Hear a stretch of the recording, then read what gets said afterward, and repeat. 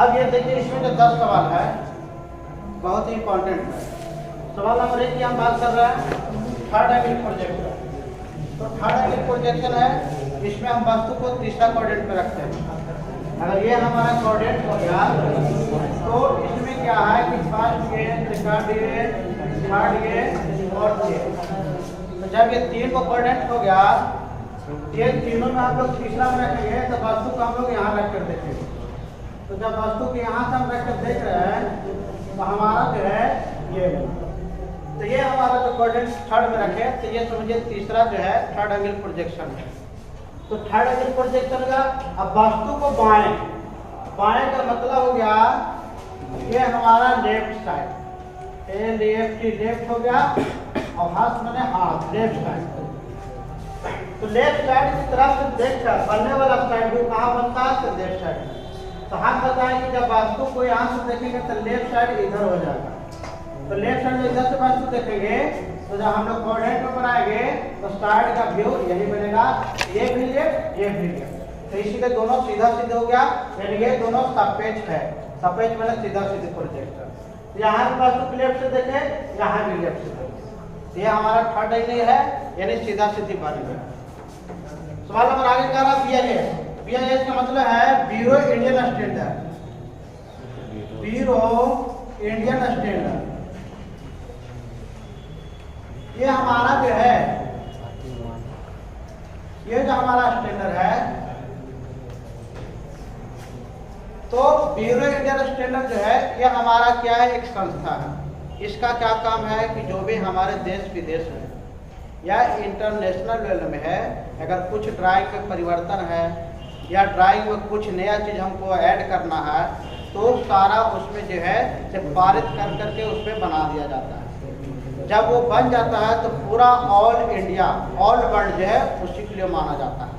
यानी इसका जो पैमाना है वो पूरा हमारा वर्ल्ड संसार एक ही जैसा माने। तो हम लोग ये काम करते हैं इसलिए कि सारा एक रूप बनता रहे। एक रूपता का मतलब है कि चाइना भी वही मान रहा है, इंडिया भी वही मान रहा है, ब्रिटेन भी वही मान रहा है, अमेरिका भी वही मान रहा है। तो ब्रिटिश इंडियन स्टैंडर्ड है, उसके अनुसार भारत में किस लघुकोणीय का ऑर्थोग्राफी को अनुमोदित किया गया। अनुमोदित का मतलब है मान्यता। अनुमोदित में मान्यता या हम लोग उसको ज़्यादा यूज करते हैं। तो अनुमोदित का मतलब हो गया मान्यता, या हम लोग उसको ज़्यादा यूज करते हैं। तो सवाल कर रहा है कि ब्यूरो इंडियन स्टैंडर्ड हो गया, उसके अनुसार आप किस ऑर्थोग्राफी को ज़्यादा इस्तेमाल करते हैं। तो जब ब्यूरो इंडियन स्टैंडर्ड हो गया यानी इंडिया की बात कर रहा है, भारत की बात कर रहा है, तो भारत मान लो सबसे ज़्यादा जो है किस का हम लोग ऑर्थोग्राफी का प्रयोग करते हैं। तो ये हमारा जो ऑर्थोग्राफी है फर्स्ट है, ये हमारा भारत और एशिया, जितना भी एशिया देश हुआ यानी एशियाई में जितना भी कंट्री हुए, ये एशिया के सारे कंट्री फर्स्ट एंगल प्रोजेक्शन में व्यू बनाना सबसे ज़्यादा अनुमोदित है या सबसे ज़्यादा पसंद करते हैं। यानी हमारा देश या एशिया वाला पूरे महादेश में फर्स्ट एंगल प्रोजेक्शन सबसे ज़्यादा प्रयोग किया जाता है। इसी में सारा सिस्टम जो बनाया जाता है, इसलिए कि सहूलियत हम लोग को आदत पड़ चुका है। तो इसका जो सबसे ज़्यादा है इस्तेमाल हम लोग एशिया वाला देश करते हैं। किसको? फर्स्ट का। वही सवाल आ जाए कि थर्ड एंगल का हम लोग कहाँ प्रयोग करते हैं, तो थर्ड एंगल प्रोजेक्शन जो है सिर्फ यूरोप में करते हैं। थर्ड एंगल वाला जितना भी काम हो गया तो यूरोप देश जो हो गया वो हमारा थर्ड एंगल। अब आएगा अमेरिका में किस हमारा ऑर्थोग्राफी बनाया जाता है, तो थर्ड एंगल। सारे उस तरह से कंट्री है।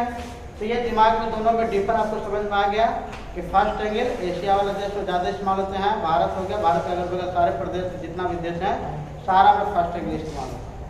और थर्ड एंगल का इस्तेमाल हम लोग यूरोप वाला देश में करते हैं। अमेरिका में जितना स्विट्जरलैंड होगा सारा हम लोग थर्ड एंगल वहाँ बनाए। हम लोग इंडियन हैं, दोनों सीखते हैं। कोई आदमी को विदेश में जॉब लग गया तो उसको तो थर्ड और फर्स्ट दोनों मानना चाहिए, तब ना वो समझ में आएगा, बाहर काम करेगा। तो ये सहूलियत की दृष्टि से इसलिए हम लोग दोनों सीखते हैं। अब आगे सवाल कर रहा है किस चतुर्थांश में वास्तु को रखकर उसका लंबकोणीय प्रक्षेप नहीं बनाया जाता। इसका मतलब कि फर्स्ट और थर्ड एंगल तो बना दिए, यानी फर्स्ट क्वाड्रेंट में वास्तु रख के देखा, थर्ड में रखा। तो हम लोग किस में रख के नहीं देखते हैं, तो चौथा और दूसरा में, यानी दूसरा और चौथा में नहीं रखेंगे। इसका रीजन क्या है कि जब दूसरा और चौथा में रखते हैं तो टॉप और फ्रंट एक ही पर बन जाता है। एक ही पर बनेगा तो वो सारा लाइन क्या होगा, इंटरसेक्ट होगा। इंटरसेक्ट में टकराना, इधर से फॉक्स मारो, इधर से फॉक्स मारो, दोनों टकराएगा तब बीच में जो है वो डीपर जो है तो कुछ काम करता है, आगे आगे नहीं समझ में आता। तो कहने का मतलब है कि जब हम लोग इस तरह के कोऑर्डिनेट है, अगर वस्तु को हम यहाँ से रख दिए, ये वस्तु दूसरा कोऑर्डिनेट में रख दिया और इसमें भी रख दिया, तो इसमें वस्तु रख दिया, जब इसको देखेगा तो इस पर हमारा जो है फ्रंट भी बन गया और टॉप भी बन गया। देखना पर फ्रंट एक पर टॉप बन गया, ये दोनों क्या होगा, एक ही पर बनेगा तो इंटरसेक्ट हो जाएगा, ये टकरा जाएगा। तो टकराएगा तो हमको कुछ समझ में नहीं आएगा। वो सब पढ़ाई हुआ है पीछे, जो पढ़ाया था तो बताया था कि इंटरसेक्ट कैसे करता है। तो ये हो गया, वही दशा इसमें है। इसमें दो थ्योरी है, वो थ्योरी समझना पड़ेगा तो कॉन्सेप्ट क्लियर हो जाता है, वो अलग से वीडियो का बनेगा।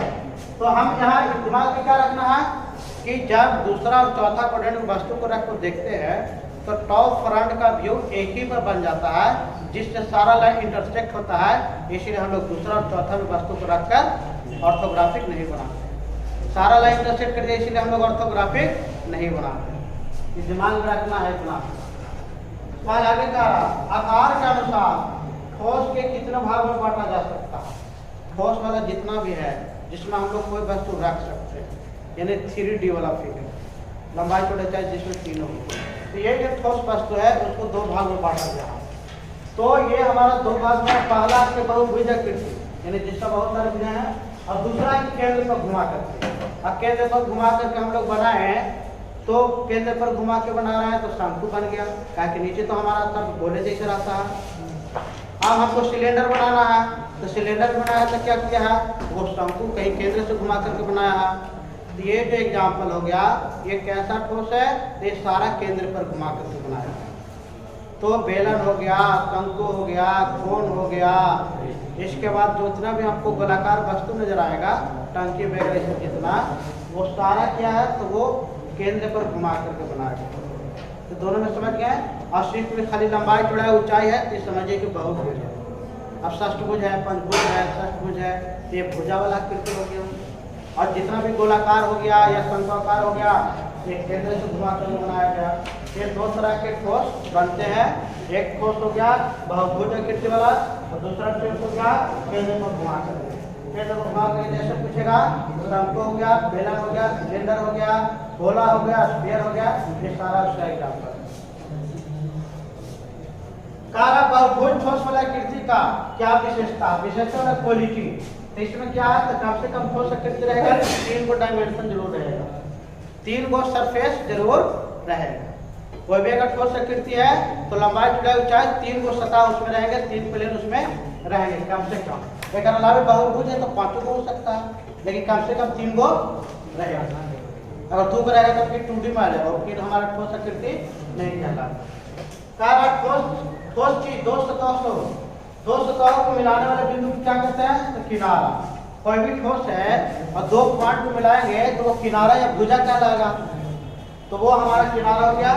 टेट्राहेड्रॉन, ये दिमाग में रखना है, ये नाम थोड़ा जो है हम लोग बहुत कम बार सुनते हैं। अब टेट्राहेड्रॉन बोल दिया, तो टेट्राहेड्रॉन जो है वो आकृति की क्या विशेषता है, टेट्राहेड्रॉन में क्या आता है, तो टेट्राहेड्रॉन 4 समबाहु त्रिभुज जो है वो मिलकर बनता है। 4 समबाहु त्रिभुज को मिला देंगे तो वो टेट्राहेड्रॉन। टेट्राहेड्रॉन कैसा फिगर होता है, 4 समबाहु त्रिभुज का ग्रुप है, या 4 समबाहु त्रिभुज का मिला हुआ रूप है, या 4 समबाहु त्रिभुज बनाया हुआ। ये ऑप्शन आता है टेट्राहेड्रॉन कैसा फिगर है, तो 4 समबाहु त्रिभुजों का वो मिला करके बनाया गया। तारा और एक समान भुजा वाले त्रिभुजाकार सतहों से कौन सा ठोस आकृति बनती है। तो ये हमारा 8 भुजा है, तो ऑक्टल में 8 होता ही है, नैनो में 9 होता है, टेका में 10 होता है। तो 8 भुजा वाला तो ऑक्टा हो गया। और ये ठोस आकृति है हाइड्रोन, तो ये ऑक्टाहाइड्रोन जो है ये 8 भुजाओं वाला ठोस आकृति है।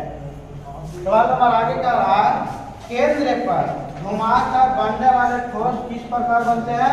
तो जितना भी केंद्र पर से घुमाते हैं तो चारों तरफ से जब घुमाया जाता है तो उसको हम लोग सॉलिड ऑफ रिवोल्यूशन कहते हैं। ये एक अलग से लेसन पढ़ना है सॉलिड रिवोल्यूशन, तो उसमें हम लोग देखते हैं। तो सॉलिड रिवोल्यूशन का मतलब घुमावदार होता ही है, रिवोल्यूशन का मतलब घुमाना। तो ठोस पर जो घुमा कर बना जाएगा उस जो हमारा है उस ठोस का नाम क्या है? Solid of revolution. इस तरह से पूरा 10 सवाल पूरा कंप्लीट हो गया। हम उम्मीद करते हैं पूरा आपको समझ में आ गया होगा। जिनको कुछ कंफ्यूजन आता है आप कमेंट सेक्शन में लिख सकते हैं। इस तरह से मेरे चैनल को लाइक सब्सक्राइब शेयर करें। चैनल देखने के लिए बहुत बहुत धन्यवाद। Thank you.